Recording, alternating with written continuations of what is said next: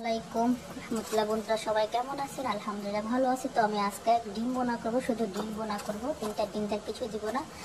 তো দেখেন আমি আগে থেকে ডিম সিদ্ধ করে রাখার পরে হলুদ লবণ দিয়ে ডিমটা মাখিয়ে নিয়েছি। আমার খুব মনে চাচ্ছে যে আমি ডিম বোনা খাবো, তো ভাবনা শুধু ডিম বোনার পর তারপরে কিছুই দিব না। তো আমার এখন ডিমগুলো মাখানো শেষ হয়ে গেছে। দেখেন আমি আগে থেকে পাইপনে তেল দিয়ে রাখছি। তো আমি এখন ডিমটা দিয়ে সাত করে তেলটা গরম হয়ে গেছে। এই যে সাথে ডিমগুলো এখানে 3-4 ডিম বোনা করে নিচ্ছি। ডিমটা খুব সুন্দর কালার হয়ে গেছে, আমার ডিমটা ভাজা হয়ে গেছে।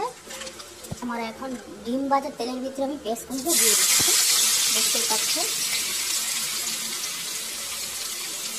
যেই তেল দিয়ে আমি ডিম ভাজি করছি, যে মানে ভুনা করার জন্য, তো আমি সেই তেলে পেস্টটা ভেজে নিচ্ছি।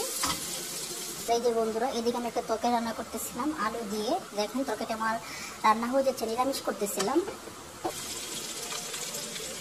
বন্ধুরা এখানে পেঁয়াজটা আদার সাথে কষানোর পরে আমি এখানে ধনিয়ার গুঁড়া, জিরার গুঁড়া, হলুদের গুঁড়া, মরিচের গুঁড়া হালকা করে দিয়েছি। দিয়ে দেখুন মশলা আমি আগে থেকে একটা বাটিতে মাখিয়ে দিয়েছিলাম, সাথে একটা কাঁচামরিচ দিয়ে দিচ্ছি। যেহেতু আমি মরিচ খুবই কম খাই, মরিচ খাই না, আমি একদম মরিচ খেতে পাই না, তার জন্য দেখুন কালারটা তেমন বেশি লাল হবে না। তো আমি একটু অল্প একটু মরিচ দিচ্ছি আর একটা কাঁচামরিচ দিচ্ছি। আপনারা চাইলে বেশি করে মশলা দিতে পারেন, কাঁচামরিচ দিতে পারেন। এখানে এখন মশলাটা কষিয়ে নিচ্ছি। কষানো হয়ে গেছে, তো ওখানে আমার ভেজে রাখা এই যে ডিমগুলো দিয়ে দিচ্ছি। এখন একটু হালকা পাতলাভাবে নেড়ে নিব। ঢাকাটা উঠেছে, দেখুন কেমন কালারটা হয়েছে।